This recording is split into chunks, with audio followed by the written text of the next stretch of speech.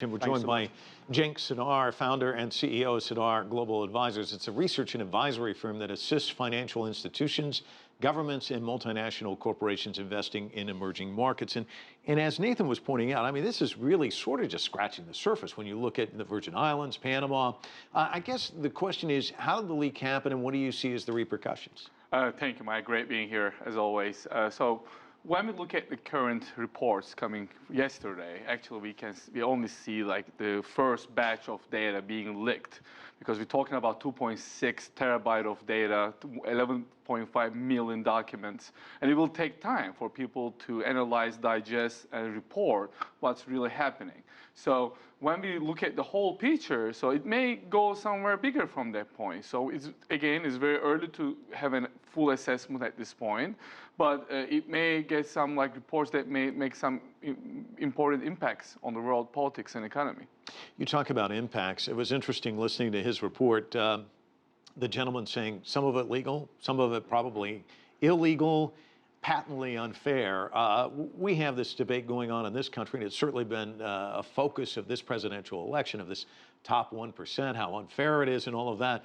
Can you talk to me about what you think the repercussions are going to be from that standpoint, since we're already seeing some of that fallout in Iceland? Exactly. I think this story reminds us that we live in an age of information today. So even information is able to topple people from power and topple governments. So I think this is a very good reminder that information is an important asset. So that's why when we are talking about how impactful that may be, we're talking about the gray line, right? So there are some companies, there are some legitimate businesses that can decide to keep their money in overseas because they have global operations. So they have manufacturing in China, they have sales operations in the US. So it's more logistically feasible for them to use that money in offshore accounts. But when we're talking about a politician with a limited income from his political position and like has a huge unmatched political power, and and if that person has those assets in offshore accounts, it's a whole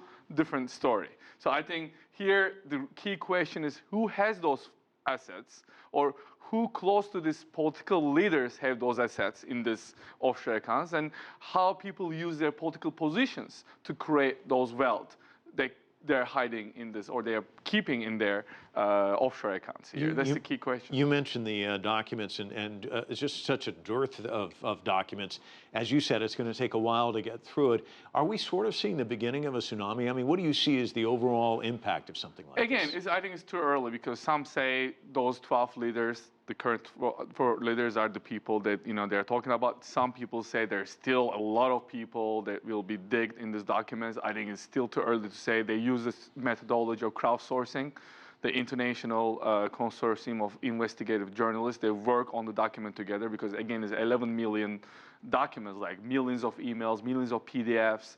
So it will take some time for people to look at it. But I think we may have something else coming up, because also I'm like reading about the story on different channels, that I'm understanding that they may leak the information at strategical phases, so they can get some attention, but they need to like use the basis, or they should explain what's happening. They don't really just reveal the name, but they need to explain who is linked to whom, who has the relationship with whom, how they may open their accounts. So it may take some time for those investigative journalists to build their stories around the information and data. You mentioned documents and numbers, and a lot of times you see people's eyes glaze over. I imagine some viewers, an average viewer might be saying, why should I care about this? Why should they?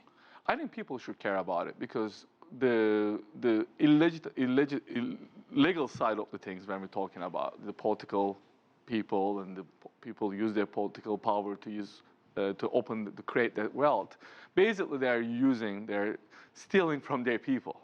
So I think this is a democratic right. I think we saw an example of that in Iceland, that people protested what they wanted to change. So I think we will see that more if it happens in a culture that the democratic accountability is important thing, because in some countries we may not see that, but in some countries the democratic culture is strong. We may see people protesting and asking answer to their questions, because this is like a serious case. This is a massive leak. And maybe it's important to mention that it's larger, the amount of data, and also the importance of the data maybe is larger than all the previous leaks combined. So I think this is important too. Cenk Sidar, thanks so much for coming in and Thank helping you. us understand it all. And I'm sure this story isn't going away anytime soon. Appreciate it. Thank you.